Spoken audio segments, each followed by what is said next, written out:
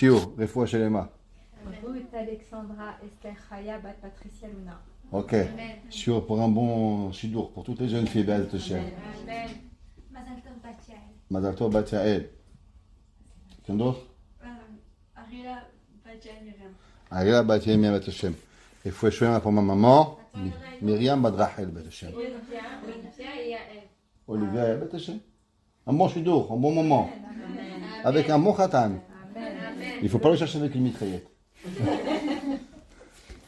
Il y avait un jour le Rav Chei qui nous disait, les Bachorim, à l'époque, je parle de ça il y a 50 ans, il dit, ils veulent les garçons, ils veulent les filles, qu'elles soient belles comme Brigitte Bardot, mais qu'elles soient tzadéket comme la rabbinite. Il n'y a pas trouvé encore. Voilà. Alors, Teilim 50. Pourquoi on lit ce Teilim? Bezeha mizmor medubar kama tochachot ou musarim gedolim. Dans ce Teilim, c'est que chaque semaine on prend un chapitre de Teilim, on le lit, quelques versets, on explique, et on prend un peu de morale pour avancer avec nous. David Ameler, il va écrire ce Teilim pour nous donner un petit peu de tochachot, un peu de moussar. On est dans le Chodesh de Mar Cheshvan, dans le mois de Cheshvan. Il y a beaucoup d'explications pourquoi il s'appelle Cheshvan, pourquoi il s'appelle Mar. Alors, on a des explications que c'est parce que comme il n'a pas de fête, alors on lui donne un titre, Monsieur Cheshvan, le pauvre. Vous parlez de Tishri, la Rosh Hashanah, Kippour, Sukkot, Baruch Hashem, il a plein de fêtes. Vous pensez à Nissan, Pessah, pensez à Kislev, Hanouka. Comme il n'a rien, le pauvre, alors on lui a rajouté un titre. Vous savez, c'est comme la confiture. Moins on en a, plus on l'étale. Alors on l'a appelé Mar Cheshvan. D'autres qui disent que du fait qu'il n'a rien, alors il a un mois amer, c'est le début de l'hiver, alors on l'appelle Mar Cheshvan, à cause que c'est un mois qu'il est un peu rempli d'amertume. Il y a, d'après la Kabbale, on sait que chaque mois, elle représente quelque chose, et dans le mois de Cheshvan, c'est le mois où Akadosh Baruch Hu, il va inaugurer le 3e temple. Donc on a gardé ce mois libre, pour que, quand viendra le Mashiach, Bimher Rabbi Yamenu, alors, Behemet, on va avoir un mois où on va fêter l'inauguration du Beth Amikdash chez Lichi. Il y a une coutume tunisienne. Les Tunisiens par ici? Non, pas Tunisiens, pauvres de vous. Vous ne pouvez pas être parfait, hein? Alors, les Tunisiens, ils ont une coutume qu'après Simchat Torah, ils ne prennent pas le Sefer Torah, ils le rentrent dans le Echal. Ils le laissent à l'extérieur, sur la bima, et le 15 de Cheshvan, ils le prennent, ils font une grande fête, tout le monde vient à la synagogue, et ils le rentrent dans le Echal pour se commémoriser que quand il va venir Mashiach, alors on va fêter encore une fois la fête de la Torah. Mais il y a une autre explication pourquoi ça s'appelle Mar Cheshvan. Vous savez qu'en hébreu, il y a certaines lettres qui peuvent s'interchanger, entre autres le Vav et le Vet. On sait que des fois, vous allez voir le Vav et le Vet, ça fait la même, ça se prononce pareil, les deux se prononcent Vet. Alors, ça peut aussi vouloir dire Mar Cheshbon. Que veut dire le mot Cheshbon? Cheshbon veut dire un compte. On sait que durant le mois de Tishri, les gens, on doit faire Cheshbon à Nefesh. Tous les soirs avant de dormir, on se dit qu'est-ce qu'on a fait de bien, qu'est-ce qu'on a fait de moins bien, qu'est-ce qu'on aurait pu s'améliorer, qu'est-ce qu'on aurait dû faire, qu'est-ce qu'on n'a pas fait. Alors, durant le mois de Tishri, Baruch Hashem, on sait que c'est quoi les mots de Tishri? C'est Taf, Shin, Resh. C'est quoi Taf, Shin, Resh? C'est le alpha, bêta à l'envers. Aleph, Bet, Gimel. Si vous commencez par la fin, Taf, Shin, Resh, Kouf. Ça s'appelle l'alphabet à l'envers. Pourquoi? Bonsoir. Souvent, qu'est-ce qui arrive? Plaisir de voir des gens. Yitzhak, s'il est là, il peut venir aussi. Il est là, Yitzhak? Isaac, Baruch Haba. Moi, je ne suis pas tout seul. Ok, ça fait plaisir, au moins quelqu'un. Alors, qu'est-ce qui se passe? Le mois de Tishrei, c'est le mois où on fait un retour, pas un retour vers le futur, mais un retour vers le passé, où, Bémet, on fait un petit retour, à savoir qu'on fait tchouva. Dans la tchouva, qu'est-ce qu'on fait? On promet beaucoup de choses. Et on se promet qu'on va changer, on va faire telle chose, on va faire telle chose. Ça, c'est tout le mois de Tishrei. On promet à Kadosh Baruch Hu. Maintenant, il vient la réalité.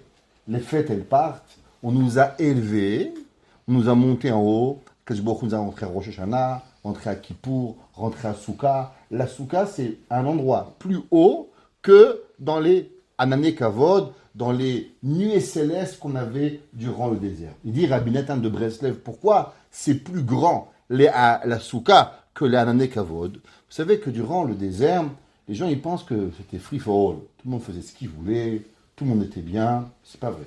Dans les Anané Kavod, dans les nuées célestes, ne pouvaient rentrer seulement les gens bien. Si un homme y fautait, il était automatiquement expulsé d'Anané Kavod. Les Anané Kavod, ils expulsaient, bonsoir monsieur, ils expulsaient les personnes qui étaient mauvais.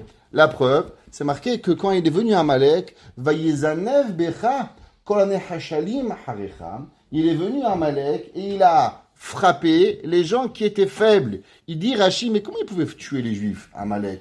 Nous, on était tous protégés par les Anané Kavod. Il dit Rashi, non. Toutes les personnes qui avaient été expulsées parce qu'ils avaient fauté dans le Anané Kavod, alors ils étaient rejetés et automatiquement Amalek avait le pouvoir de venir les frapper. Donc les Anané Kavod n'avaient pas cette capacité de pouvoir accepter les mécréants. Ça veut dire qu'ils avaient une sainteté, mais pas une sainteté assez grande qui était capable de recevoir les Réchaïm.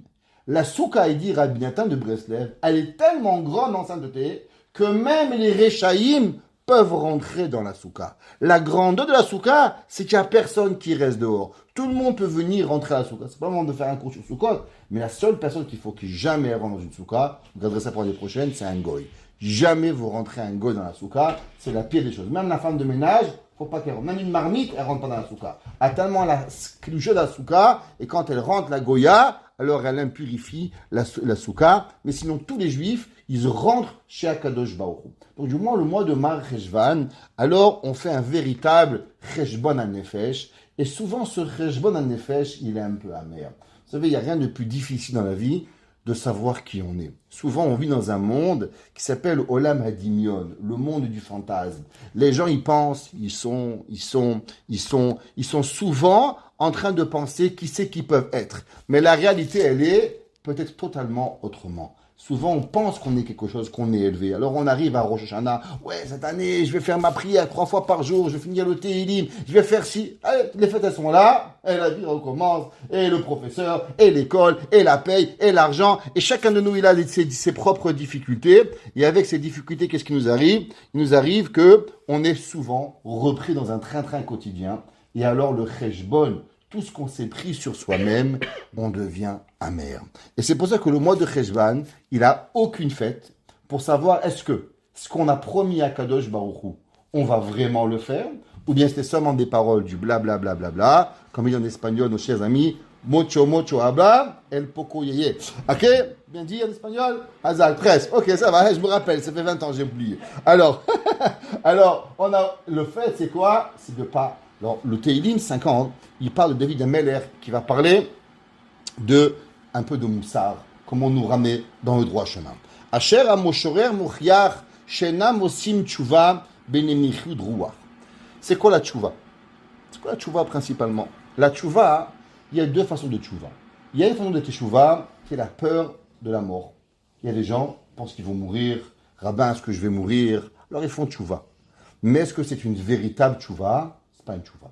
C'est seulement qu'ils ont peur de mourir, peur d'avoir des maladies, peur que Dieu va les punir. Ils sont là, ils ont plein de d'ignones dans leur vie. C'est pas ça la vraie tchouva. La vraie tchouva qu'un homme il a, c'est quand l'homme il a l'humilité. C'est quoi l'humilité? L'humilité, c'est que la personne, elle comprend à combien Kadosh Baruch Hu il est grand. Elle comprend la personne, elle est infiniment petite dans ce système parfait que Kadosh Baruch Hu il a créé. Kadosh Baruch Hu il a créé un monde d'une perfection extraordinaire. Et comment nous, un petit individu, un grain de sable, dans ces 7 milliards de personnes, on peut aller à l'inverse de Kadosh Baruch Hu. Alors ça s'appelle la Hanava. Ça s'appelle l'humilité, que la personne, il comprend à combien Akadosh Baruch Hu il est grand et à combien nous on doit faire tchouva, pas parce qu'on a peur, mais à cause qu'on a envie de se rapprocher de Akadosh Baruch Hu. Dans ce Tehillim, on va parler des korbanot, on va parler des sacrifices et on va voir qu'il y a une grande question, à savoir à quoi ça sert les korbanot. Pourquoi on a ce mot sacrifice, les Québécois, sacrifice? Ouais, c'est quoi un korban, Bémet? C'est quoi tout le but du korban? Il y a, c'est ramené dans le Rambam. Le Rambam en Moreh Nevuchim. Le Rambam, il a écrit Le Guide des Égarés, qui était un livre très controversé à son époque, qui va même être brûlé. Il y avait un grand rabbin qui s'appelait Rabbeinu Avraham de Montpellier, et il va brûler le livre du Rambam, Rabbeinu Yahya mi Paris.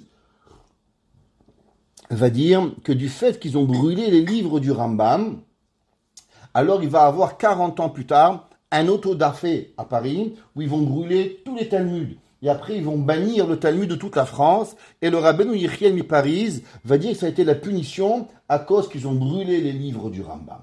Dans ce livre des Guides des Agarés, c'est un livre où il parle de philosophie. Un peu des questions qui étaient un peu pas très compréhensibles. Entre autres, le Rambam, il dit pourquoi on a les sacrifices dans la Torah. Le Rambam, il a une opinion qui est très controversée en disant que la raison pourquoi on a les korbanot, c'est qu'à l'époque, les Juifs, ils vivaient dans une société où il y avait tout le monde qui faisait des sacrifices. Et du fait que Akadosh Baruch Hu, il n'a pas voulu que les Juifs sont bizarroïdes, la seule nation qui ne font pas des korbanot, alors Akadosh Baruch Hu leur a aussi donné à faire des korbanot. Sur ça, le Ramban Nachmanide s'est très fâché contre le Rambam. Il y avait beaucoup de discussions entre le Ramban et le Rambam. Les deux venaient d'Espagne et deux grands chachamim. Le Ramban va même écrire un livre contre le Rambam et ainsi de suite, mais c'est pas ça la question d'aujourd'hui. Et le Rambam va dire, regarde, la preuve que c'est faux. Dans la paracha de cette semaine, parachat Bereshit, la Torah nous enseigne qui c'est qui a fait le premier korban? Non, Avraham Avinu. Avraham, il a fait un korban. Le Midrash, la Gemara, a dit, la première licorne où elle a existé, Adam Arishon, il a vu une vache avec une couronne. Il a vu qu'une seule vache. Toutes les vaches, elles avaient deux couronnes. Il dit, pourquoi toutes les vaches, elles ont deux couronnes? Il n'y a qu'une seule vache qui a une couronne. Il a dit, parce que moi, je suis unique. Cette vache, elle est unique. Et automatiquement, il a amené le premier sacrifice. Caïn et Hevel. Il n'y avait encore personne sur terre. Ils vendent des corbanotes. Noach, quand il va sortir de la Teva, parachat cette semaine, parachat Noach, qu'est-ce qu'il va faire? Il va amener un korban. Il va dire le Ramban, je comprends pas. Si c'est pour faire comme les goïms, il n'y avait plus de goïms, il n'y avait plus personne. Noach, Ish Tzadik, Tamimaya Bedorotav. Alors pourquoi Noach, il a fait un korban? Avraham Avinu. Avraham Avinu, il a été contre toute l'humanité. Comment il s'appelle Avraham? Avraham Haïvri. Dit le Ramban, pourquoi il s'appelle Avraham Haïvri? Les gens, ils pensent que Ivri vient du mot hébreu. La langue hébraïque, c'est pas vrai. Que veut dire le mot ivri? Ivri veut dire passant. Tout le monde d'un côté et Avram de l'autre côté. Il y avait comme un fleuve, il y avait un homme d'un côté du fleuve, de la rivière, et il y avait l'humanité de l'autre côté. Il y avait, les gens faisaient l'idolâtrie. Avram Avinu, il s'en foutait. Il dit, moi je ne fais pas Avodazara. Avram, il n'a jamais fait quoi que ce soit pour ressembler à quelqu'un. Abraham a fait ce qu'Akadosh Baruch Hu voulait. Il dit le Ramban, est-ce que tu crois que Abraham Avinu, il aurait fait un korban pour ressembler à qui? À Nimrod? Pour ressembler à Shem Ever? Pour ressembler à Kedar Laomer? Abraham Avinu. Si c'était à cause qu'on doit ressembler au Goïm, comment Abraham, qui s'est combattu pour faire l'inverse de toutes les nations, il aurait pu faire un korban? Donc il dit le Ramban, il est faux. Haz v'shalom de penser que Behemet, Avraham Avinu, il a fait, où les sacrifices sont pour ressembler au Goïm. La plus grande des questions qu'il y a sur le Rambam, c'est que si Behemet, on voulait ressembler au Goïm, alors comment Akadosh Baruch Hu, il a pu demander à Avraham Avinu de sacrifier son fils Yitzhak et de l'amener un korban? Est-ce qu'on va prendre pour ressembler au Goïm? Alors on va venir et on va leur donner de faire Chave Shalom Molech, la Avodazara. Alors c'est quoi la raison des korban?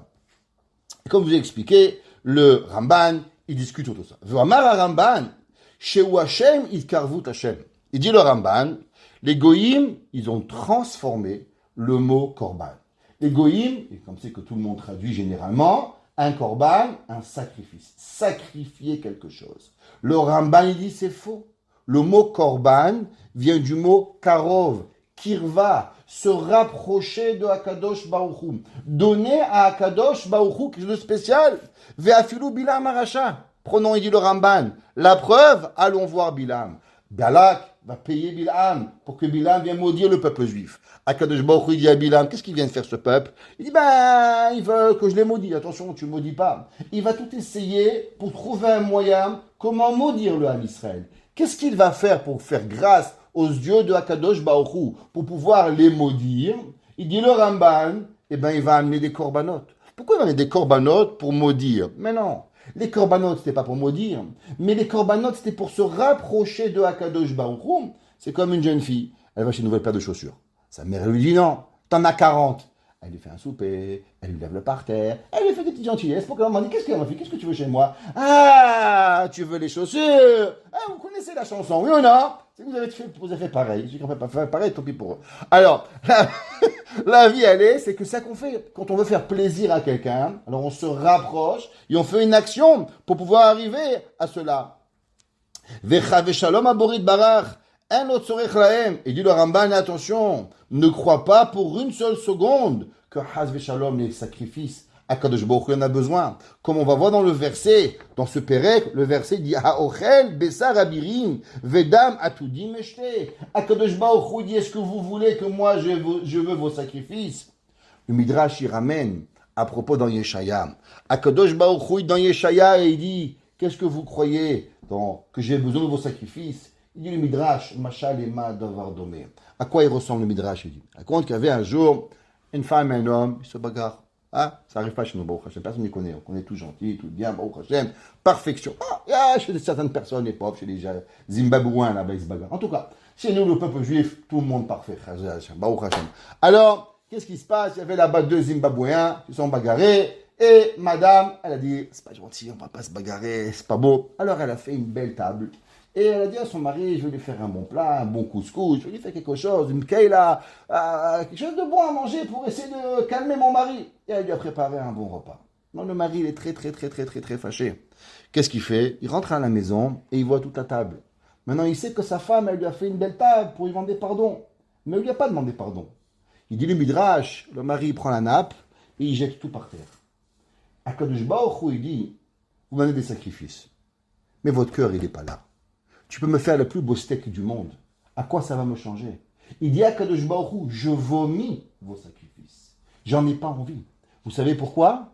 Parce que moi, ce que j'ai besoin, c'est pas qu'on m'amène une vache. Akadosh Baruch Hu dit, Ilia Kesev, Elia Zav Amar Hashem. Dieu dit, tout est à moi. Tu crois que tu me fais un cadeau de venir, de prendre mon compte en banque et de m'acheter un cadeau avec mon argent et un cadeau que je n'ai même pas? Mais j'ai pas besoin de ça. Il dit le Ramban, Akadosh Baruch Hu, il dit, j'ai pas besoin de vos sacrifices. Alors qu'est-ce qu'Akadosh Baruch Hu, Behemet, il veut? Il dit, Ach Aikaram Shala Korbanot ou Bishvil Ha'adam. Il dit, les gens, ils pensent qu'ils font plaisir à Dieu. Il dit, le Ramban, vous avez rien compris au Korban. Le Korban, il n'est pas pour Dieu. Le Korban, il est pour toi. Vanu motzim shachatidim arishonim ayumit avim leavi chatat. Et on voit comment Avram Avinu, comment Yitzhak, comment Yaakov, tous nos patriarches, ils ont voulu amener des sacrifices. Velama behemet. Et quelle est la grandeur? Il dit, Achanire ki kol mitzvah, ish la seguya amuyuchedet la shemashpia letova la nefesh. Il dit, on sait, chaque mitzvah, elle ressemble, c'est qu'il y a 248 membres. Il y a combien de mitzvot? 248 mitzvot. Chacune des mitzvot, elle est comparée à un membre. Vous savez, par exemple, quand vous donnez la tzedaka, c'est quoi la tzedaka? La tzedaka, c'est le nom de Dieu. Pourquoi c'est le nom de Dieu? Parce que vous donnez une pièce. Comment on écrit le nom de Dieu? Yud, Ke, Vav, Ke. Alors la tzedaka, c'est une petite pièce. C'est le nom Yud. Donc quand vous le mettez dans la main, c'est He. Votre bras, c'est Vav. Donc Yud, He, Vav, et la main du pauvre, He, Yud, Ke, Vav, Ke. Avec la tzedaka, vous venez de donner et de fabriquer le nom de la Kadosh Baruch Hu. Chaque mitzvah que l'on fait, elle est entièrement. Il y a quelques mitzvot qui font avec tout notre corps. Chez les hommes, il y a une mitzvah qu'on fait avec tout notre corps, et chez les femmes, une mitzvah. La mitzvah qu'on fait avec tout notre corps chez les hommes, c'est quoi? C'est Souka. C'est la seule mitzvah qu'on rentre entièrement. Et les femmes, c'est quoi? C'est le mikvé. C'est la seule mitzvah qu'on peut faire avec tout notre corps. Chaque mitzvah, elle a la tête, le bras, tefillin, c'est sur la tête, sur le bras. Chaque mitzvah, elle a une partie du corps. Mais il y a une mitzvah qui a béhémet tout le corps, c'est ou le mikvé et la mitzvah de Souka. Mais il y en a une autre. Qui c'est qui connaît l'autre mitzvah? Qui peut se faire tout son corps? Allez, Eretz Israël. Quand vous habitez en Israël, vous accomplissez, encore une fois, la mitzvah égale hommes et femmes, d'accomplir une mitzvah avec tout votre corps. C'est les seules mitzvot qui se font entièrement. Mais il y a une mitzvah qui est encore plus grande et qui se fait non seulement avec la main, non seulement avec les yeux, non seulement, mais même avec notre neshama, votre âme. Il dit le Rambam, il dit Zou lechizuk haemuna, Zou lechizuk hachesed. Il dit le korban, quand un homme il amène un sacrifice à Kadosh Baruch Hu, qu'est-ce que c'est vraiment un sacrifice? Ach hakorbanot malatam hem kibaum alinyan al mesirut nefesh. Vous savez, chez le peuple juif, il y a un principe qui s'appelle le don de soi. On est la seule nation où on est capable. Un jour, j'allais aller à Ouman, en passant, à Ouman, et je m'assois à côté d'un monsieur, et le monsieur, il n'avait pas de kippa, il n'avait rien du tout. J'étais un peu choqué qu'il y avait à Ouman, il ne ressemblait pas du tout à un juif. Et il dit, excusez-moi, je peux avoir mon repas cachère? Alors elle regarde, elle dit, excusez-moi monsieur, il n'y a pas de repas cachère. Il dit, bah c'est pas grave, donnez-moi un repas. Alors moi je suis là, je vais à Ouman, et le gars il mangeait pas cachère. Je dis, monsieur, c'est pas grave, prenez mon repas, c'est pas grave, moi ma femme elle me fait un sandwich. Alors la femme elle arrive, je dis, oh, monsieur, madame, ne vous inquiétez pas, je vais donner mon repas. Elle me dit, non mais monsieur, c'est votre repas, ne lui donnez pas votre repas. Je dis, non madame, ça c'est pas grave, c'est 3 heures de vol, j'ai un sandwich, je vais manger. Et tout le vol, elle n'arrivait pas. Et en partant du vol, elle dit, vous savez monsieur, c'est la première fois que je vois que quelqu'un, il donne son repas à quelqu'un d'autre. Et vous le connaissez même pas. Pour moi, c'est pas shoot. Un gars, il va faire une mitzvah, tu vas laisser manger pas cachère. Qui de vous, ici, aurait laissé un juif manger du jambon en allant à Ouman? Il faut des mitzvahs sur la tête. Tu peux pas faire ça. Mais la madame en avion, elle ne pouvait pas concevoir. Elle n'arrivait pas à concevoir qu'on peut faire Messirut Nefesh. Le Ham Israël, c'est quoi un korban?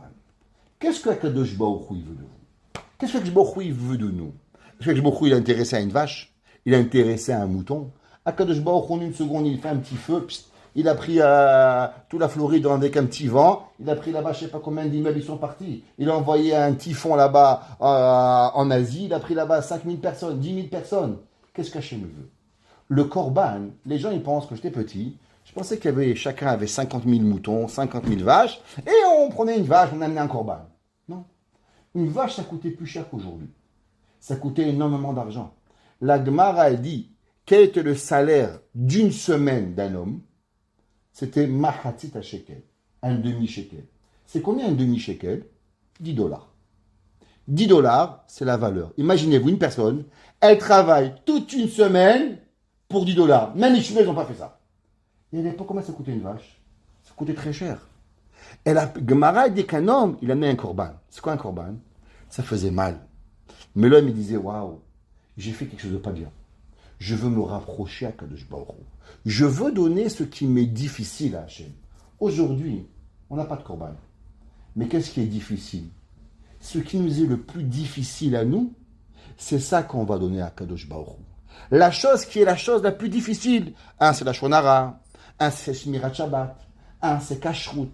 Chacun de nous, il a quelque chose qu'il doit donner à Hachem.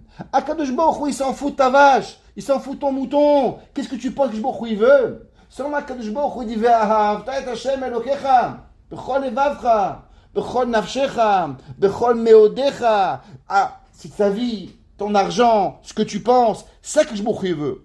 Ve'akrava shemakrivet abema, ikar tochna u she'adam yaset atzmo kekorban. L'homme, au moment où il donne le korban, il dit le Ramban, alors il doit se rapprocher de Shem. Ve'u she'imsor et nafsho avur hakadosh baruch hu ve'kiyu mitzvotav. L'homme, il doit dire, waouh, je veux me donner à Dieu. Je veux me rapprocher à Kadosh Baruch Hu. Moi, je me rappelle, j'étais rabbin dans une synagogue qui s'appelait Bet Yosef. Pas beaucoup de gens y connaissent. Des synagogues. Il y avait des gens, ils venaient, pas religieux, qui pour, du matin au soir, ils ne savaient pas lire. Baruch Hu, Baruch Shemo. Amen. Je me disais, waouh. Moi, j'imaginais vous dans un temple bouddhiste, je comprends rien. Goulou, goulou, boulou, boulou. Pendant 2 heures, je me mets une balle à la tête. Quel Messirut Nefesh des gens, ils ne savaient pas lire. 25 heures dans une synagogue, sans savoir lire, sans manger, sans boire. Ils dormaient à la synagogue. Je vous rappelle, ils n'étaient pas chômés à Shabbat, les pauvres. Mais pour Kippour, ils dormaient à la synagogue. Vous vous rappelez? Il y avait là-bas, ils étaient... Mais ça, c'est un Messirut Nefesh. Comment des juifs peuvent faire ça? Comment un juif, il arrive à rester 25 heures parce que Dieu, il a dit c'est Kippour? Sans que tu comprends, sans que tu sais lire. Ça, c'est Messirut Nefesh que Kadosh Baruch Hu te donne. Ve'alken Yitzhak aya atzmo olatemima. Et dit, qu'est-ce que ça veut dire que Dieu il a choisi Yitzhak? Il dit le Ramban. Qu'est-ce que ça veut dire que Dieu il a voulu que Yitzhak soit un korban? Il dit parce que si Yitzhak n'avait pas été un korban, l'on aurait dit, ok, Dieu te demande $1000, donne-lui. Dieu te donne ta chemise, donne-lui. Dieu te demande ta cravate, donne-lui. Dieu te demande, on aurait pu choisir. Mais qu'est-ce qui se passe si un jour on vous demande votre vie pour Dieu? Si un jour on vous demande, est-ce que tu veux devenir chrétien ou tu veux croire en Dieu? Au moment où Yitzhak Avinu, il est monté sur l'autel, qu'est-ce qu'il a dit à Kadosh Baruch Hu? Il a dit à Dieu, il dit le Ramban, sache qu'il n'y a rien de plus beau que ma vie. Eh bien, ma vie, je te la donne, Boré Olam. Et il dit le Ramban, tout le Korban, c'est pour que l'homme y conçoit une seule chose. Que tu vas donner à Kadosh Baruch Hu la plus belle des choses que tu as pour Akadosh Baruch Hu. On a parlé souvent, comment on allume les néros de Shabbat, qui disait le Rabbi El Satmar. Les gens, ils allument avec le tichel, la serviette en train de sortir avec à moitié habillé. Non, il dit Rabbi El Satmar, au moment où on allume les bougies, gamin, tu fais du vernis à ongles, mets du vernis à ongles. S'il y a des bracelets, des bagues, mets-les. Pourquoi? Il n'y a rien de plus beau pour accomplir une mitzvah. Il y avait un jour le Rav Eliashiv, il a raconté, un jour il y avait, une femme, elle arrivait toujours en retard à la synagogue, elle arrivait toujours le Shabbat, à la dernière seconde, elle était là. Alors son mari, il a demandé au Rav que le Rav, il lui donne un peu de hizouk pour pouvoir qu'elle arrive un peu à l'heure. Alors le Rav, il lui a dit, vous savez, madame, j'ai un grand problème. Il dit, quoi? Il dit, vous savez, il y avait, la semaine dernière, il y avait une maman, elle a marié sa fille. Vous savez, aujourd'hui, on fait un téléphone, allô Blossom, et Blossom, il cuisine, ou je sais pas, ou la Marguerite. Il y avait un jour. C'était pas comme ça quand je me rappelle quand j'étais petit. Qui cuisinait quand il y avait un mariage? Toutes les femmes de la ville, elles venaient pendant 3 jours et ils cuisinaient ensemble. Il n'y avait pas de traiteur. Dans une ville, il n'y avait pas de traiteur. Pas de bar mitzvah. Il y avait une bar mitzvah, il y avait une chaîne de téléphone. Elle fait le gâteau au chocolat, elle fait le gâteau à la vanille, elle amène les boissons, elle amène le coca. Chacun a amené quelque chose. C'était la bar mitzvah. C'était comme ça. Brit Mila. Et on avait le gâteau de madame Crémisier, le gâteau de madame Barchachat, le gâteau de madame comme ça. C'est comme ça la bar mitzvah. Là, il a dit, vous savez, il y avait une madame, elle a marié sa fille, elle a cuisiné, tout. Et le jour du mariage, elle s'est oubliée. Elle s'est endormie et elle est arrivée à la choupa, la pauvre, sans robe, sans brochis, sans les ongles faits, sans rien faire. Et maintenant, la Kala, elle est très fâchée. Qu'est-ce que vous pensez? Alors la femme lui a dit, mais je ne comprends pas, Rabbi. C'est quoi cette mère indigne? Même si elle a cuisiné pour sa fille. Mais est-ce que le jour de sa fille, on peut oublier que sa fille elle est là, qu'on ne fait pas un brushing? Est-ce qu'on peut oublier de se maquiller? Est-ce qu'on peut oublier d'acheter sa robe? Est-ce qu'on peut oublier quelque chose? Mais c'est pas possible. Il dit, Rabbi Eliashiv, vous avez raison. Mais c'est pas elle la Kala. Il dit, mais c'est pas grave. C'est la maman de la Kala. C'est autant important que la Kala. Et je vous pose une question. Shabbat, c'est la Kala. Et c'est qui la maman de la Kala? Et bien sûr, elle a bien compris. Les gens, ils oublient. C'est vrai que Shabbat, mais comment on sait qu'on arrive à la dernière seconde? La réponse, elle est, parce que c'est pas important pour nous. Parce que quand c'est important pour nous, alors on n'oublie pas. Il y avait un Rav qui disait, n'oubliez pas que le jeudi, le lendemain, ça s'appelle vendredi. Et souvent, maintenant ça arrive l'hiver, on va oublier. Il ne faut pas arriver en retard pour Kavod Shabbat. Il dit le Ramban, tu sais, Ve'alken Yitzhak aya atzmo la temima. Yitzhak, il s'appelle un korban parce qu'il a donné à Kadosh Baruch Hu. Il a donné, il s'est privé. Le vendredi, il y a le Yetzirara, d'aller faire un petit tour au shopping mall. C'est le kiff d'aller là-bas, d'aller acheter. Il ne faut pas y aller. Pourquoi? Parce que quand on y va, alors automatiquement, on oublie que Shabbat il arrive.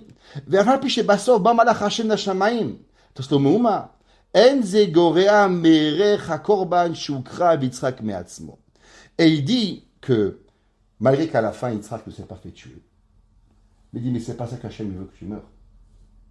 Qu'est-ce que Hachem veut? Vous savez, il y a une grande question qui demande, Yitzhak a vu nous, Abraham il a eu 10 initiations, 10 épreuves. La première de se tuer pour Dieu. La 10e de tuer son fils. Tout le monde pose la question, mais pourquoi la 10e épreuve, elle a l'air moins grave que la première épreuve? Parce que le pire qu'un homme il peut donner, c'est sa vie. Alors pourquoi la première épreuve, c'était de rentrer dans le feu, et la 10e épreuve, c'est de tuer quelqu'un? A priori, il est plus facile de tuer quelqu'un que de se tuer soi-même. Eh bien, nous dit le Maharal, non. Parce qu'après la mort, il n'y a pas de demain. Mais à l'inverse, vivre avec quelque chose que tu as fait, c'est plus difficile que de se tuer. Ça veut dire que de vivre comme un juif, c'est plus difficile que de se tuer. Et la preuve, regardez le nombre de gens qui sont prêts à donner leur vie pour des idéologies. Pour l'islam, pour le bouddhisme, ils font plein de choses. Mais combien d'entre eux sont prêts à vivre tous les jours une vie de personne dans la religion? Eh bien, il n'y a pas. Parce que vivre une vie, et le Nisayon de Avram Avinu avait été, comment tu vas vivre ta vie entièrement? Est-ce que la personne va le voir? Vedava Zin Kayem Ba'akeda. Il a été capable de le faire. Avec Kimat, Venikichen Naasa Yitzhak Atzmo, Korban Shekulo. Et ça, qu'elle vient à la personne. Donc déjà, on va comprendre ici, c'est quoi le Korban, et c'est quoi la personne qui va le faire. Le Malbim, un des grands maîtres qui est enterré à Kiev, si un jour vous passez par Kiev, je ne sais pas si vous avez déjà été à Kiev, mais si un jour vous passez par Kiev, il y a là-bas un grand rab qui s'appelle le Malbim. Et il a écrit beaucoup de la Kabbalah, c'est un très très très très grand rab. Et il dit pourquoi ce Teilim, il a été écrit, ce Teilim 50. Et il dit quelques phrases. Il dit Bo tochacha neged achanafim ve'atzibouim. Il dit, vous savez, on a parlé souvent qu'il y avait un roi qui s'appelait Yanaï Amelech. Yanaï Amelech était troisième génération des rois des Maccabim. Vous savez, les Maccabim, ils ont gagné les Grecs. Après, le premier roi, il s'appelait Mattathiaou. Le deuxième roi, il s'appelait Yochanan. Et le fils de Yochanan, il s'appelait Yanaï. Et incroyable mais vrai, mais ce roi Yanaï, vous savez qu'est-ce qu'il va faire? Il va devenir un gréco-juif. Ce quoi son grand-père, il va combattre au prix de sa vie, que ses frères et ses oncles vont mourir. Lui, il va rentrer dans le judaïsme, la idéologie des Grecs. Et à la fin de sa vie, il était marié avec une femme qui s'appelait Shlom Tzion, qui était une gentille madame, qui va régner sur le peuple juif. C'était pas Madame Clinton, la première qui a voulu devenir présidente, mais chez nous, elle s'appelait Shlom Tzion, femme du roi Yanaï, qui va régner 10 ans sur le peuple juif. Et ce roi Yanaï, avant de mourir, il va dire à sa femme, tu sais, fais attention à une chose. N'aie pas peur ni des rabbins, ni des voyous. Les rabbins, ils sont droits, et les voyous, ils sont tordus. Mais les seules personnes pour qui tu dois avoir peur, c'est des hypocrites. Les hypocrites sont les pires des personnes qui existent. Et il dit le Malbim que David Amelech, dans le Teilim 50, il est basé principalement pour nous sauver des hypocrites. Et il dit Bo tochacha neged achanafim ve'atzibouim shehayu osim to'evot gdolot. Il y a beaucoup de gens, qu'est-ce qu'ils font dans leur vie? Ils font des atrocités. Ils font de mauvaises choses. Mais qu'est-ce qu'ils veulent? La Gemara dit Osim ma'ase zimri ve'rotzim sechar pinchas. Ils veulent et ils font les actions de Zimri. Zimri, c'est celui qui avait couché malheureusement avec la Goya.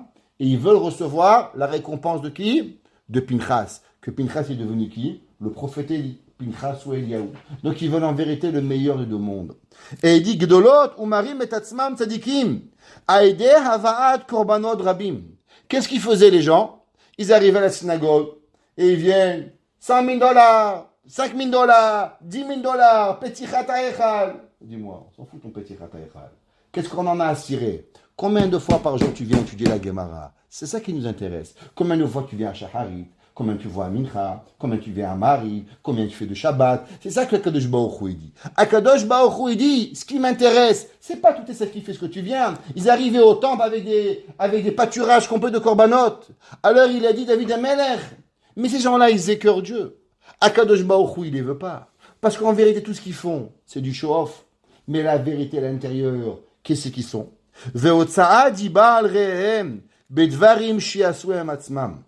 Et dit le Malbim, vous savez qu'est-ce qui fâche Dieu?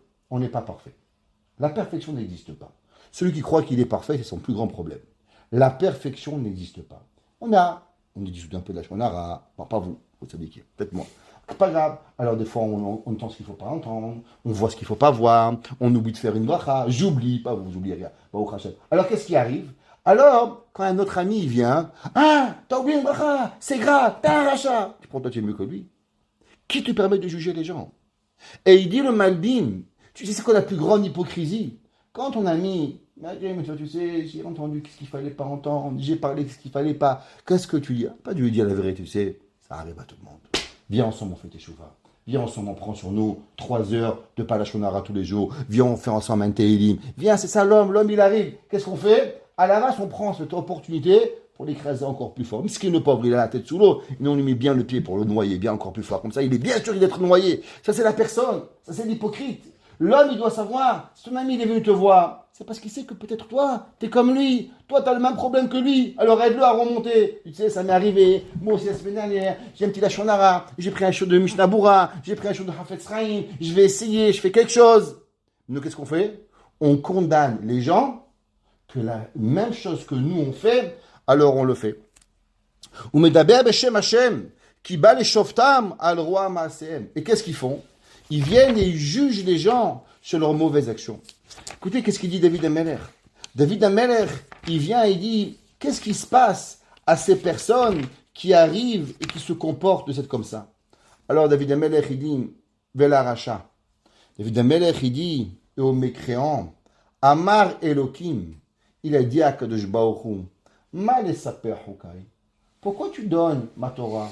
Pourquoi tu enseignes ma Torah? Vatissa beriti alepicha. Et tu as pris ma Torah pour la blasphémer. David Amelech, il dit, un homme avant de parler, avant de condamner un homme, est-ce que toi, tu es mieux que lui? Est-ce que toi, tu as fait? On raconte qu'il y avait un jour le Rav Levin, le Rav Ari Levin de Jérusalem, qui était un tzaddik, on l'appelle tzaddik de Jérusalem. Il y a un jour un homme, il a dit, sale juif. Il s'est arrêté. Il dit, pourquoi est-ce que tu fais, Rabbi? Il dit, il m'a traité de sale juif. Je dois voir que je dans ma poche. Il a trouvé un mouchoir. D'ici cet homme-là, il m'a dit sale juif. C'est parce qu'il devait avoir raison. Un juif, il dit pas un autre juif sale juif. C'est sûrement que j'avais quelque chose dans mes poches. Il a trouvé un mouchoir qu'il avait porté. Pourquoi? Parce qu'à place de condamner l'autre, à combien on doit voir nous comment on est. David Amelech, il dit, à combien la personne, elle doit faire attention. C'est marqué dans les Mefarshim, sur qui il a été écrit ce pasouk, Velarash alamat saper chuki. Il y avait un homme qui s'appelait Doeg Adomi. La Gemara dit qui était Doeg Adomi? C'était pas n'importe qui. Doeg Adomi, il était le chef du Sanhedrin de Shaoul HaMelech. Shaoul HaMelech, il y avait un Sanhedrin. Il y avait 70 rabbanim qui siégeaient. Ils avaient le droit de condamner à vie ou à mort les personnes. Ils étaient les plus grands sages de la génération. Qui c'est qui était le plus grand hacham de tous? Il s'appelait Doeg Adomi.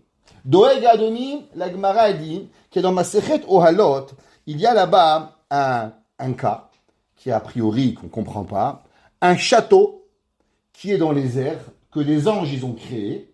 Qu'est-ce qui se passe si quelqu'un il a touché un château qui n'a pas de base sur terre, mais qui est dans les airs? Est-ce que maintenant il devient tamé? La Gemara a dit que Doeg Adomi, il avait ce jour-là qu'il est venu, il est venu donner un chiour sur cette explication, à savoir comment on est capable de rendre pur ou impur un château qui vole dans les airs. Vous voyez moi cette question, je dis madame, monsieur, s'il vous plaît, allez voir un docteur, vous êtes complètement fou, allez voir, vous êtes bipolaire, vous êtes schizophrène, un jour dans les airs.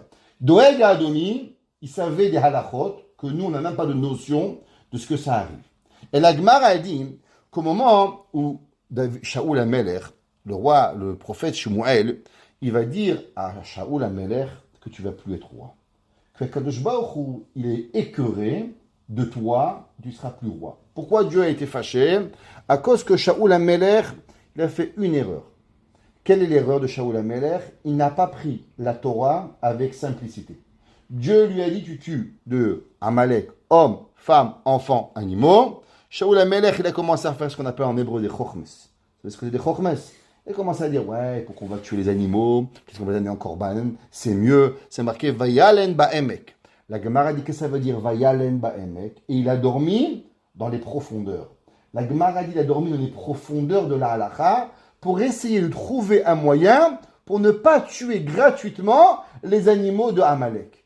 Dieu dit quoi? Tu crois que tu es plus gentil que moi? Tu es plus sage que moi? Toi qui as tellement pitié des animaux, regarde qu'est-ce qui va t'arriver. Doeg Adomi, au moment où Shaoul HaMelech, Dieu va dire à Shmuel, je veux plus de lui. Le pauvre Shmuel, vous savez que au moment où un homme il est rempli de prophéties, il a l'esprit de Akadosh Baruch Hu.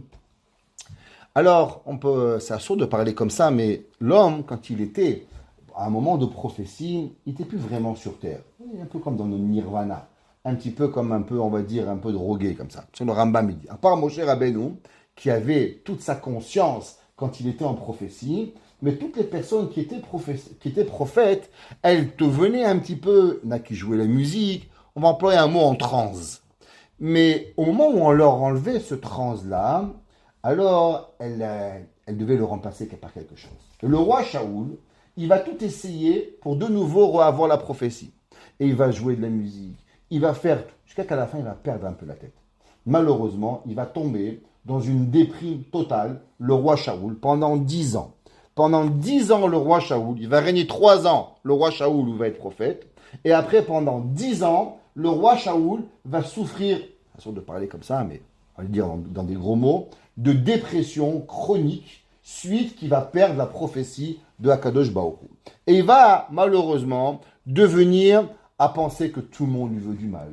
Il va commencer à brouiller du noir. Et pendant ce temps-là, énormément de personnes, ils vont profiter du roi Shaoul pour essayer de placer leur pion par rapport à la suite du roi Shaoul. Tout le monde va savoir que David Ameller va devenir le roi. Et automatiquement, quand il y a un nouveau roi, qu'est-ce qui se passe? De nouvelles personnes qui commencent à devenir au pouvoir. Les ducs et les duchesses, ainsi de suite. Et les familles, elles changent. Alors, automatiquement, plein de personnes vont commencer à abuser de cette situation pour pouvoir s'assurer que David Ameller, il meurt, et que on va essayer de placer les enfants de Shaoul sans la prophétie d'Akadosh Baruch Hu, de façon à ce qu'on reste tous au pouvoir et qu'on reste proche de la couronne.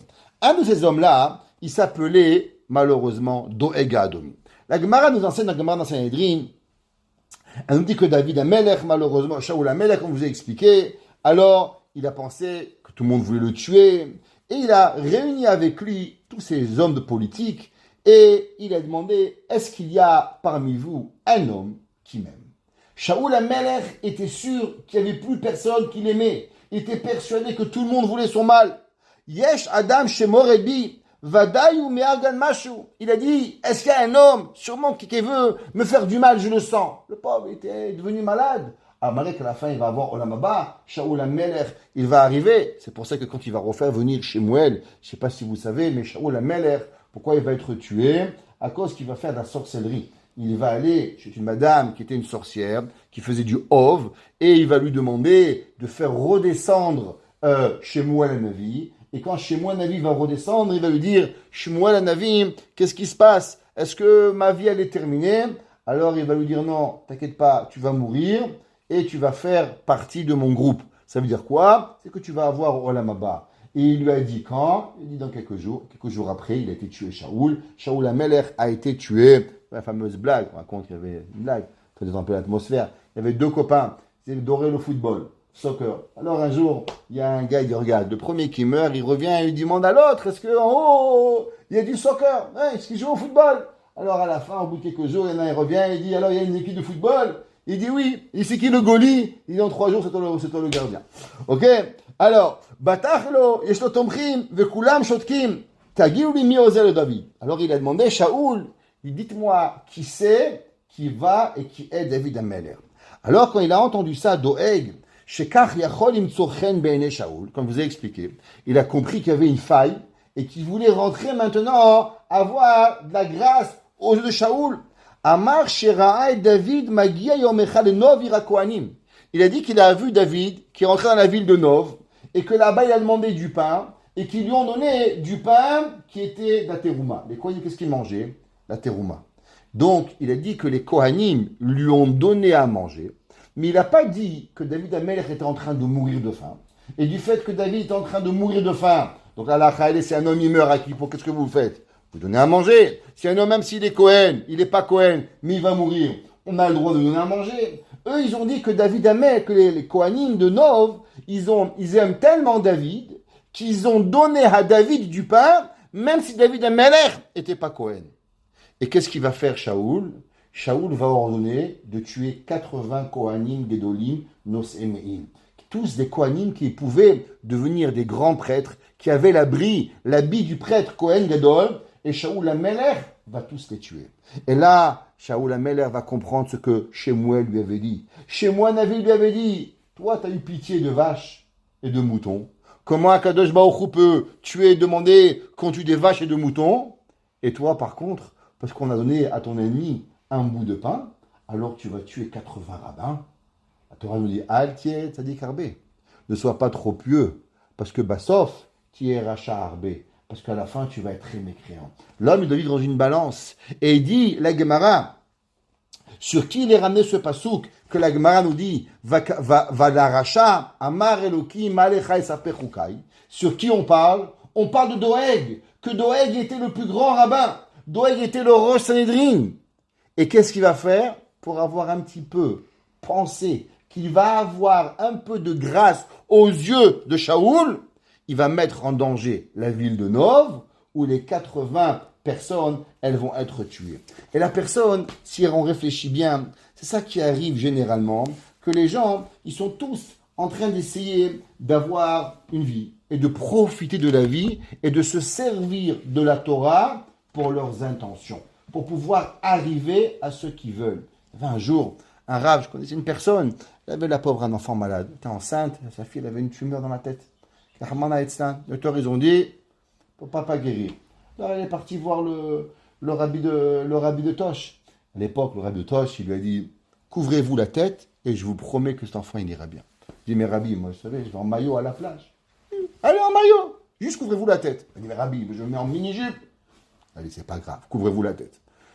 Top, elle s'est couvert la tête. Après, la semaine après, elle a accouché. Baruch Hashem, le bébé avait une grave opération. Il a guéri. Tout le monde ici, beaucoup de gens la connaissent, cette personne ici. Elle est dans ma famille avec des gens d'ici. Et elle a dit quoi, moi, je vais en tête couverte et en maillot. Ça va pas. Elle a arrêté. Doucement, Baruch Hashem, elle est devenue froum, elle a changé. Une petite mitzvah. On ne sert pas la Torah pour écraser les gens. On sert la Torah pourquoi? Pour les faire avancer. Rav Israël Salanter, il est arrivé dans une ville où il a vu que les gens étaient tous Mechalel Shabbat. Tous. Ils étaient travaillés dans des bateaux et ils devaient décharger les bateaux et ils rechargeaient pour les ramener au magasin. Et le jour où les bateaux arrivaient, était le Shabbat. Alors il arrivait, le Rav Israël Salanter. Il leur a dit, bon, fait un chiour. Après il dit, je comprends. Vous devez tous vivre. Vous ne pouvez pas arrêter de travailler, je comprends. Il dit, bon, déchargez le bateau, je comprends que vous le faites. Je comprends. Mais pourquoi vous allez charger la marchandise, vous la mettez dans les entrepôts? Restez là-bas. Surveillez-la jusqu'après Shabbat. Et après Shabbat, vous allez la mettre dans les entrepôts. C'est quoi? Restez à côté de la marchandise quelques heures de plus. Nous, pour Akadosh Baruch Hu, pour avoir la bracha, la parnassa. Il est sympa ce rabbin. Hein? Vous avez vu, il n'est pas très strict. Alors on va l'écouter. Ils ont écouté. Ils déchargeaient les bateaux, mais ils ne rechargeaient pas les charrettes. 3-4 mois après, il est revenu Rav Israël Salanter. Il vous savez, la Torah, quand on fait une halakha tout seul, c'est assourd. Si on porte à deux, c'est moins grave. Quand vous portez les boîtes, ne les portez pas tout seul. Portez-les avec quelqu'un. Comme ça, vous ne faites pas une halakha de Horaïta, une halakha de Rabbanan. Il dit, qu'est-ce que ça fait la différence? C'est pas grave. Pour Hachem, on le fait. Ils ont commencé. Il est arrivé 3 mois après. Il regardez. Déjà, vous ne portez plus. Pourquoi ça vous coûte d'aller demander au Goïm qui change le jour de débarquage et pas le Shabbat et le dimanche? Il dit, mais c'est vrai. C'est nous tous les Juifs qu'on dirige le port. Pourquoi on ne fait pas notre Shabbat? Et bon, Hachem, doucement, il est arrivé que toute la ville de Minsk est devenue Shomer Shabbat, il y a des Rav Israël Salanter. Comment? Avec une petite goutte. Une petite goutte. Et une petite goutte, il est arrivé à transformer les gens pour être Shomer Shabbat. Pas se servir pour pouvoir arriver. Et comment on arrive à ça? Rabbi Nachman de Breslev, Rabbi Nachman de Breslev, dans un enseignement, il écrit et il dit la chose suivante. Quelque chose d'incroyable. C'est marqué dans ce Tehillim qu'on voit ici. Le Tehillim, il emploie 3 noms de Akadosh Baruch Hu. C'est marqué Mizmor le Asaf. Chant pour Asaf, qui était Asaf, était un des enfants de Korah, que Korah, quand il est tombé, alors ses enfants ont vu la bêtise de leur père, ils ont fait Teshuvah. Et dans ce verset, c'est marqué El, Elohim, Hashem. C'est quoi? Pourquoi David Ameler, il a employé 3 noms de Dieu? El, Elohim et Hashem, Yud Kevavke. Diber Vaikra Aretz, il a parlé et il a appelé la terre. Il dit Rabbi Nachman, Ifligu Rabbeinu bekoach shel or ha'emet ha'meir bedibour. Il y a des gens, quand ils parlent, ça rentre dans vos oreilles. Il y a des gens, ils parlent, ils vous cassent la tête. Il n'y a rien qui rentre. Pourquoi? Peut-être moi je vous casse la tête, je ne sais pas. Ça arrive. J'espère pas. Je prie Hachem que non. En tout cas, il y a des gens, ils parlent, le rabbin il parle, mais il vous agace. Il y a des fois, votre mari, il parle, il vous agace. Des fois, peut-être vous agacez votre mari, je ne sais pas. Ouais, je ne crois pas. Mais il y a des fois, on parle, et pourtant, la parole, elle ne rentre pas. Elle nous énerve. Et d'autres personnes, waouh, c'est intéressant. Qu'est-ce qui se passe? Pourquoi cette personne, elle nous agace, et celle-là, ça nous rentre dans la tête. Il dit Rabbi Nachman de Breslev, ça va dépendre à combien sa parole, elle est vraie.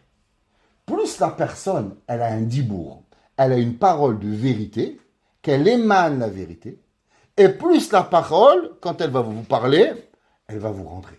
Elle va vous pénétrer à l'intérieur de vous. Comment on arrive à ce dibour? Comment Rabbi Israël Salanter, il est arrivé en 3 mois, 6 mois, à transformer une ville de Mechalel Shabbat, à les rendre tous des chômeurs Shabbat. Vous croyez que c'était facile? Vous croyez qu'il a fait? Racontez souvent cette histoire. Le Rav Reikin, c'est Chrono Livracha, Rosh Hashanah d'Aix-les-Bains. Ils l'ont invité un jour à parler à Montpellier, dans une université. Auditorium, 400 élèves. La place, elle est pactée. Il n'y a pas une place pour entrer. Le Rav Reikin, il ne sait pas bien parler l'anglais. Il prend le micro comme ça, il se met, il y a un spot sur sa tête, au milieu d'estrade, et il commence. Mesdames et messieurs, il faut les garder les Shabbats, il faut les faire la pureté familiale, et il faut les manger les cachers. Il recommence. Il faut faire les Shabbats, il faut faire la pureté familiale, et il faut manger les cachers. Pendant 5 minutes. Il y avait le Rav qui était à côté de lui. Il dit, bon, il va changer de discours. Parce qu'il va changer le disque, il s'est enrouillé le disque. Il a dit, les gens, ils vont le tuer. Le Rav, il a répété la même phrase pendant 1 heure. J'ai l'histoire du chauffeur qui l'a amené. Pas quelqu'un qui était là-bas. Il m'a dit, au bout de 10 minutes, il transpirait. Il s'est dit, maintenant, ils vont me tuer, ils vont me lancer des tomates. 1 heure, 15 minutes, 20 minutes, une demi-heure. 45 minutes. 1 heure, le Rav répète la même phrase, sans bouger d'un chouïa. À la fin de l'heure, la lumière s'éteint, on ouvre la lumière. Et le gars, il va pour se sauver, et il jette un coup d'œil à l'assemblée. Et là, il voit 400 personnes en train de pleurer. Tout le monde pleure, et tout le monde fait une ligne, et dit, Rabbi, une bracha et je fais Shabbat. Je comprends pas. Moi, je fais des conférences dans le monde. Il n'y a pas des cours qui me demandent. Et lui, il n'a rien dit. Il a dit, il faut aller faire les Shabbats. C'est tout ce qu'il a dit. Il n'a pas expliqué pourquoi. Il n'a rien dit. Toute l'assemblée pleurait. Et chacun lui demandait, toi, qu'est-ce que tu prends sur toi? Shabbat. Et toi, Kashrut. Et toi, pureté familiale. Et tout le monde prenez quelque chose pour avoir une bracha du Rav. Et là, qu'est-ce qui se passe? Vous avez tous écouté l'histoire que le Maggid de Yerushalayim y raconte, le Rav Shalom Shvadron. Le Rav Shalom Shvadron raconte qu'il y avait un jour, un homme, il s'est levé en Amérique, et il a fait une conférence sur la Shemira du Shabbat. Et quand il a fait la Shemira du Shabbat, il a parlé à combien? Et le Rav, il a dit, je finirai avec une histoire. Quelle est l'histoire? Il dit, vous savez, il y avait un jour à la yeshiva du Chafetz Chaim, un bachour qui a fumé Shabbat. Imaginez-vous, le mec, il n'a rien compris. Il est chez le Chafetz Chaim et il se tape une clope. Et bien sûr, le Chafetz Chaim, il a senti la cigarette et il a appelé. Et le bachour, il est rentré chez le Rav et le Rav, il lui a parlé. Et l'histoire, elle raconte que ce monsieur, il n'a plus jamais fumé Shabbat. Et le Rav, il dit, à combien j'aimerais savoir qu'est-ce que le Rav, il lui a dit? Comment on peut faire arrêter un homme de fumer Shabbat? Qu'est-ce que je pourrais lui dire? Combien j'aurais aimé savoir qu'est-ce que le Rav, il lui a dit. Merci monsieur, au revoir, conférence terminée. Tout le monde part, il reste un petit vieux dans la salle. Le Rav lui dit, monsieur, ça va, vous allez bien? Il dit, oui. Il dit, qu'est-ce que vous voulez? Il dit, ben, vous racontez la suite. Il dit, quelle suite? Il dit, ben, c'était moi, le monsieur qui a fumé Shabbat. Il dit, vous? Il dit, oui. Il dit, est-ce que je peux savoir qu'est-ce que le Rav il vous a dit? Il dit, bien sûr. Le Rav était tout petit. Ce qui savent, le Chafetz Chaim mesurait 1m50. J'étais un grand gaillard d'1m90. Et le Rav, il s'est approché de moi, et il m'a pris ma main. Et il m'a regardé avec ses yeux. Et il m'a dit un mot. Shabbos. Et il y a une larme qui a coulé de ses yeux, et qui m'est tombée sur ma main. Ça fait 70 ans, ça brûle encore. La larme du Chafetz Chaim brûle encore sur ma main. L'histoire elle est dans le Maggid Yerushalayim, si vous voulez, elle est là-bas. t'ai pas inventé, elle est là-bas. La question, elle est, qu'est-ce qui se passe? Pourquoi ces gens-là savent nous dire un mot? Shabbat, ça marche. Et nous on répète, Shabbat, Shabbat, allez mon fils, Shabbat, allez mon fils, allez ma fille. Ça marche pas. Qu'est-ce qui se passe? Pourquoi on ne sait pas le même mot? Shabbat, Shabbat. On va devenir Ashkenaz, c'est pas grave, on va devenir, ça fonctionne. Pourquoi on va voir nos enfants 10 fois? Fais ta chambre, fais ta chambre, fais ta chambre, fais ta chambre, fais ta chambre, fais ta chambre. Écoute pas, ça marche pas. Eux disent une fois. Pourquoi? Qu'est-ce qui se passe? Qu'est-ce qui arrive? Eh bien, Rabbi Nachman de Breslev nous dit, je vais vous dire le secret. Ce qu'on appelle la parole au carré. Dibur beriboua. Traduction, parole au carré. Qu'est-ce qu'il faut pour qu'une parole, elle soit écoutée, pour qu'elle puisse être écoutée? Et il dit, Klomar, Aïdé Shlosha Shemot Shel HaKadosh Baruch. Il y a 3 noms de Dieu, El, Elohim et Hachem. Meir Hor HaEmet Badibur.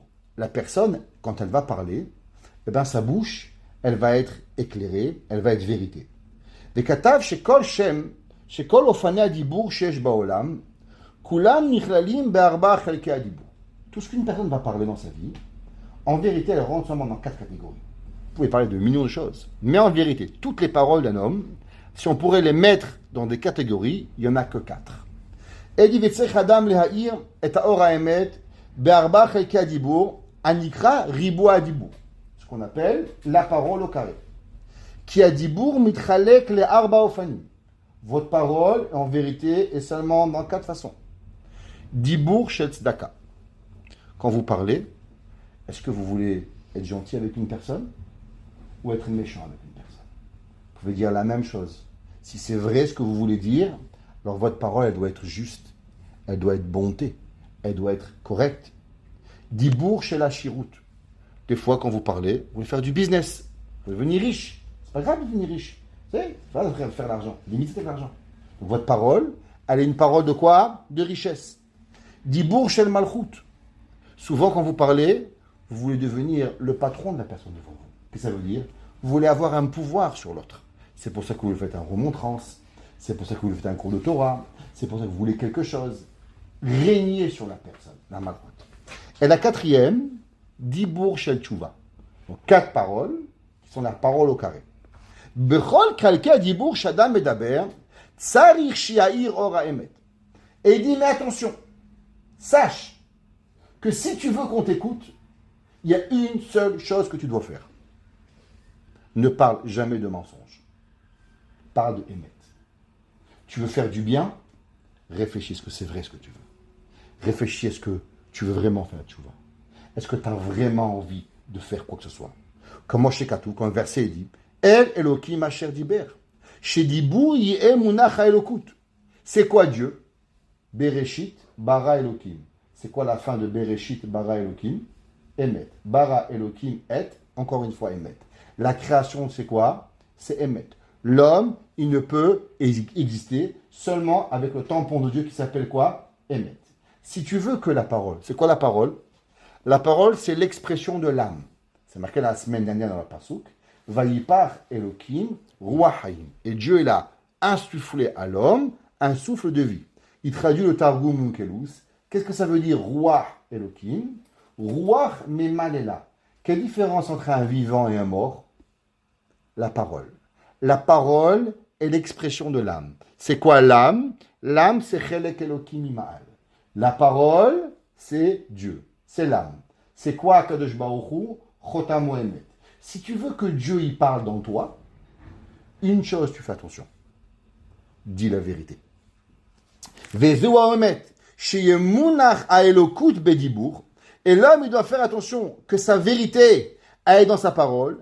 Sha'emuna Kdosha Tzicha Lea'ir Kolkach Ba'adam. Ad shekol dibur shu motzi mipiv bechol ha'inyanim. L'homme, il doit croire en Dieu. Que toute chose qu'il dit dans sa vie, vegam diburim pshutim, et même des choses qui sont simples, tzrichim le malotam be'emuna ou be'bitachon. Est-ce que tu crois à ce que tu dis? Est-ce que tu as confiance à ce que tu dis? Comme on dit souvent, les gens disent, ouais, t'inquiète pas, tout c'est pour Dieu. C'est pour vous, pas pour moi. Mais quand ça arrive pour moi, il faut tout ce que je fasse, ce que j'ai envie. Emuna, bitachon. Sheyu melehim be'elokut ou melehim be'divrei Torah. Il dit Rabbi Nachman de Breslev, si l'homme il veut arriver à ne pas être un hypocrite, vous savez comment c'est si un homme il n'est pas hypocrite? Il dit Rabbi Nachman. Une façon, Quand il parle, est-ce qu'il est écouté? C'est quand une personne, elle parle, ses paroles, elles vous attirent. Elles sont vraies. Ça veut dire qu'il est ish emet. Mais quand la personne, elle parle, ça donne rien. Alors ça veut dire que sa parole, elle n'est pas une parole de emet. Elle n'est pas une parole de emuna. Elle est une parole mensongère. Alors automatiquement, cette personne-là, il faut s'en éloigner. Elle, c'est din. Hamim, din, tiferet. C'est quoi? On sait qu'Abraham, Yitzhak et Yaakov. Abraham, il a fait Shaharit. Yitzhak, il a fait Mincha. Yaakov, il a fait Arvit. Le Zohar, il dit, le Zohar, il dit, j'oublie de l'appeler. Le Zohar, il dit que c'est quoi El Elohim Emet? Qu'en vérité, l'homme, il doit passer les 3 étapes. Le matin, il se lève, qu'est-ce qu'il fait? Il fait Shaharit. C'est Mitrahamim, remercier Akadosh Baruch Hu. L'après-midi, c'est quoi? C'est le moment le plus difficile. Quand on est occupé dans la journée, penser à Dieu. Qui a le temps de penser à Dieu? On n'a pas le temps de penser à Dieu. Mais l'homme, si le matin, il a su prier comme il faut, alors durant la journée, il va être capable de pouvoir arriver à prier Hachem. Et si l'homme, il dit le Zohar, il a su prier Hachem dans la journée, alors automatiquement, le soir, avant de s'endormir, il ne pourra s'empêcher de remercier Akadosh Baruch Hu pour la journée qui lui est arrivée. Et il fait, c'est marqué El Elohim Hachem. El Elohim, généralement, c'est des mots de Hesed et Din. Mais il y a encore ce qui est encore beaucoup plus grand. C'est le Yud Kivavke, comme on a expliqué. Le nom d'Akadosh Baruch Hu, le Yud Kivavke, c'est lui qui est clair dans les 10 Sirot. C'est lui qui est clair dans tous les mondes. C'est lui qui va nous connecter avec Akadosh Baruch Hu et avec la Shrina. Et comment l'homme, il arrive à cela? L'homme, il a dit, Rabbi Nachman dans la Torah, c'est la Torah Halek Bet, dans la Torah Bet, à propos de Hanouka. Il dit, Rabbi Nachman, c'est quoi tout Hanouka? Hanouka, c'est basé sur un principe. Basé sur le principe de la Hoda'a, du Hod, remercier Hachem. Et il dit, qu'est-ce que ça veut dire remercier Hachem? Remercier Hachem, c'est quand l'homme, il sait la vérité. Un homme qui ne sait pas remercier, c'est un homme qui a du mensonge. C'est un sheker. Un homme qui sait remercier, c'est un homme qui vit avec la vérité. Et il dit, Rabbi Nachman, l'homme toute sa vie, il doit avoir une seule chose, du émet, avoir du dibour, vivre avec Hashbohu. L'homme, il doit faire attention de ne jamais, toute sa vie, dire chas v'shalom, un mensonge. Mishnah Boura est un très grand éducateur, comme on a dit. Il fait dire qu'il faut faire très attention de ne jamais, jamais, jamais être sévère avec les enfants. Mais il y a une seule et unique chose où il faut avoir une sévérité, jamais laisser passer, c'est sur le émet. Le émet, ça n'existe pas comment. L'homme, il doit être ish émet. L'homme, il doit avoir une vérité. Akadosh Baruch Hu, tu utilises le plus grand ustensile de Dieu, qui est la parole, pour prier Hachem. Comment tu utilises ce que Hachem t'a donné, les outils de Dieu, pour pouvoir mentir? L'homme, en vérité, avec sa parole, il devrait régner sur l'humanité. Akadosh Baruch Hu, quand il a créé les hommes, il les a créés pour rester le roi de tous les animaux de la terre. À la Yeshiva de Vologine, il y avait les Bachurim, ils sortaient, il y avait un goy, Marchemo, il jetait des chiens sauvages sur les Bachurim. Les Bachurim, ils sortaient plus de la Yeshiva à l'époque. Vous, le Rav, vous voyez qu'ils ne sortaient plus manger. Il dit, pourquoi vous ne sortez plus manger? Il dit, Rabbi, dès qu'on sort, il nous jette là-bas des bulldogs, ils nous mordent. Il dit, ah oui, ok. Le Rav, il est allé, il est sorti, le goy, il a jeté les chiens. Les chiens, il dit, stop, viens ici. Les deux chiens sont venus à côté du Rav. Il dit, on fait un deal. Ou t'arrêtes, ou je leur demande de se jeter sur toi. Pourquoi, Rabbi? Comment vous arrivez? Vous ne connaissez même pas ces chiens. Il dit, les chiens, ils n'ont pas besoin de me connaître. Ils ont juste besoin de savoir la parole du Hémet. Il dit, moi, avec ma bouche, je n'ai jamais menti. Le Chafetz Chaim, il avait 90 ans. Et à l'âge de 90 ans, un homme lui a demandé, Rabbi, comment on peut savoir que c'est vrai que vous avez jamais lu Hashonara? Comment on peut savoir? Chutzpah, hein? Comment on peut savoir? Le Chafetz Chaim, il a pris son doigt. À l'époque, il n'y avait pas les dentistes. À l'époque, les gens à 30 ans, ils n'avaient plus de dents. Le Chafetz Chaim, à 90 ans, il lui a fait montrer qu'il ne lui manquait pas une seule dent. Et tu sais pourquoi il y a 32 dents? Parce qu'en vérité, les dents sont ce qu'il y a dans ton cœur. Et comme mon cœur et ma bouche sont égaux, et que je n'ai jamais menti, et j'ai toujours dit ce que je pensais, et j'ai toujours dit qu'est-ce qu'il y avait, donc mes 32 dents, elles sont restées. Il nous dit, Rabbi Nachman de Breslev, si en vérité l'homme, il vit dans la vérité, Si l'homme il veut savoir s'il est émettre, fais un test. Parle à quelqu'un. Il t'écoute pas. T'es un hypocrite. Tu parles pour rien dire. L'homme, il doit vivre sa vie, toute sa vie, à la recherche d'une seule chose. De vouloir vivre une vie de Emet. Et si quand il vit la vie de Emet, alors il peut prier Hachem. Hachem écoute ses prières. Akadosh Baruch Hu lui donne Shacharit, lui donne Mincha, lui donne Ma'ariv. Akadosh Baruch Hu il est proche de lui. Akadosh Baruch Hu lui dit, la vérité, elle est mieux pour moi que tous les sacrifices que tu pourras avoir. Et le mensonge, il est à l'inverse. Tu pourras tout me donner. Donne-moi des millions, donne-moi ce que tu veux. Mais si ça provient du mensonge, je ne suis pas intéressé. Lia Kesev et Lia Zav Amar Hashem. Hashem nous donne notre vie.